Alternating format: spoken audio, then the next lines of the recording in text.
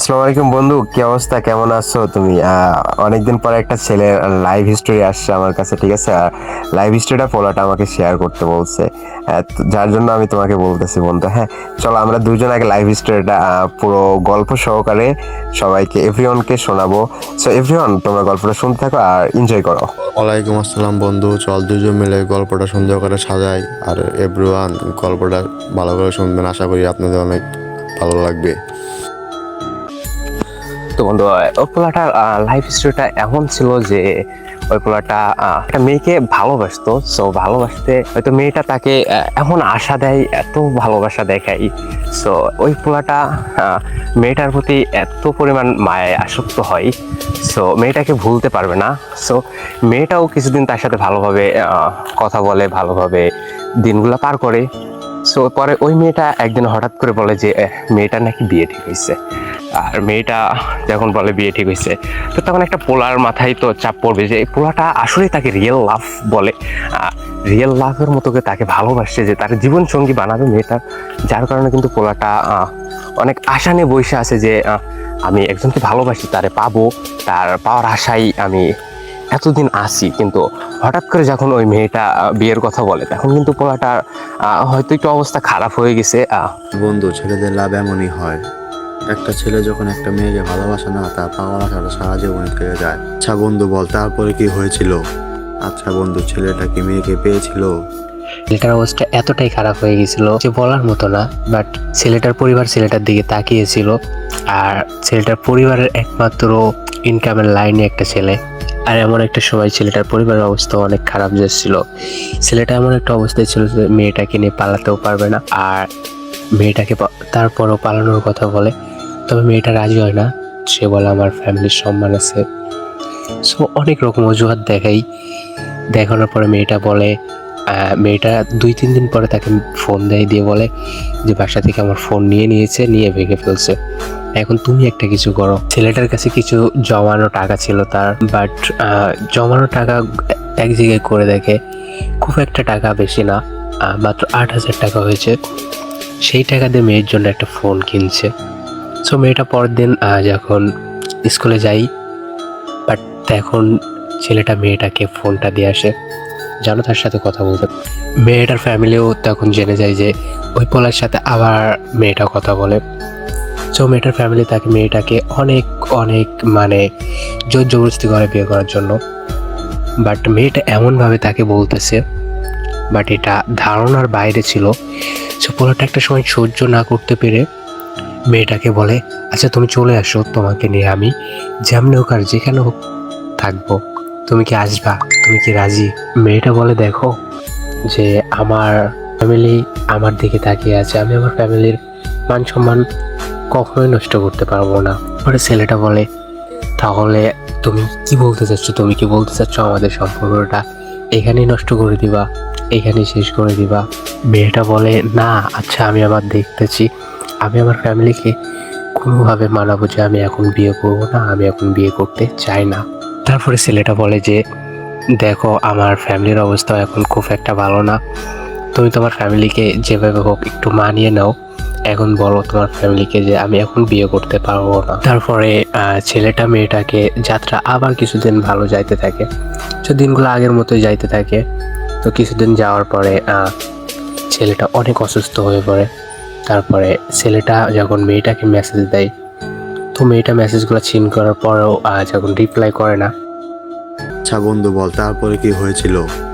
মেয়েটা যখন ছেলেটার মেসেজগুলো দেখার পরও মেয়েটা যখন রিপ্লাই করে না, তারপরে ছেলেটা মেসেজ দিতেই থাকে। তখন হঠাৎ করে মেয়েটা রিপ্লাই করার পরে বলে যে তুমি কেমন আছো? ছেলেটা উত্তরে বলে যে আলহামদুলিল্লাহ, আমি ভালো আছি। আমি 2 দিন অনেক অসুস্থ ছিলাম, যার কারণে আমি ফোনটা হাতে নিতে পারি নাই। বাট ছেলেটা বলে যে আমি আজকে 2 দিন ধরে কাজেও যাইতে পারি নাই, অনেক অসুস্থ, আমার ফ্যামিলির অবস্থাও অনেক খারাপ যাচ্ছে। আর ওই ছেলেটা একটাই কর্মশীল, আর ছেলেটার বাবা 2 বছর আগে মারা গেছে, যার কারণে ছেলের ফ্যামিলির একমাত্র ইনকাম করে সে। আর সে ইনকাম না করলে হয়তো তার ফ্যামিলিটা চলবে না। ছেলেটা অনেক মধ্যবিত্ত ছিল, তারপরও ছেলেটা যখন হালকা সুস্থ হওয়ার পরে পরের দিন কাজে যাই, অ্যান্ড কাজ থেকে সন্ধ্যার পরে ব্যাক আসার পরে যখন মেয়েটাকে আবার মেসেজ দেয়, মেয়েটাকে কল দেয় ছেলেটা অনেকবার, বাট মেয়েটা কলগুলো কেটে দেয়। অ্যান্ড যখন মেয়েটাকে যখন মেসেজ দেয়, মেয়েটা মেসেজগুলো দেখার পরেও যখন রিপ্লাই করে না, ছেলেটা তখন বলে যে তোমার কি হয়েছে, তুমি আমার মেসেজ দেখো, কেন রিপ্লাই দাও না, কি হয়েছে তোমার, আমি কি তোমার কাছে কোনো ভুল করে ফেলছি? যখন ছেলেটা অনেকগুলো কথা বলে, ছেলেটা বলে যে দেখো আমার শরীরের অবস্থা অনেক খারাপ, দেখো তুমি এমন কিছু করো না যাতে আমার ক্ষতি হয়ে যায়। পরে মেয়েটা হঠাৎ করে বলে যে মেয়েটার বিয়ে হয়ে গেছে, আর ছেলেটা তখন এই কথাটা শুনে সহ্য করতে পারতেছিল না। মেয়েটা যখন বলে আবার যে আমার বিয়ে হয়ে গেছে, প্লিজ তুমি আমাকে ভুলে যাও, আমাকে মাফ করে দাও, ছেলেটা বলে তুমি কেমনে করতে পারলা এগুলা আমাকে থুয়ে? ছেলেটা তারপরে মেয়েটা অনেকভাবে বোঝানোর চেষ্টা করে তুমি কেমনে করলা। ছেলেটা একটা সময় না পেরে তার বন্ধুকে সবকিছু বলে। আর এই গল্পটা কিন্তু ছেলেটার বন্ধুর কাছ থেকে আমাদের শোনা ছিল, আর ছেলেটার বন্ধু আমাদেরকে বলে যে গল্পটা শেয়ার করার জন্য।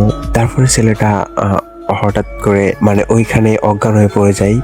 ছেলেটার ফ্রেন্ডরা ছেলেটাকে বাসায় দিয়ে আসে। বাসায় দিয়ে আসার পর ছেলেটা রাত্রে যখন ছেলেটার ঘুম ভাঙার পর ছেলেটা ফোনটা অন করে মেয়েটাকে যখন মেসেজ দিতে যায়, দেখে মেয়েটা তাকে ব্লক করে দিয়েছে।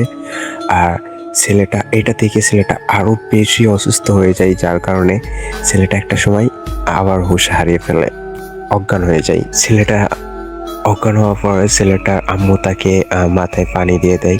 ছেলেটা আবার যখন চোখ খুলে, ছেলেটার অবস্থাটা এতটাই খারাপ ছিল, ছেলেটা কাঁদতে ছেলেটার একটা সময় ছেলেটার হার্ট দুর্বল হয়ে যায়।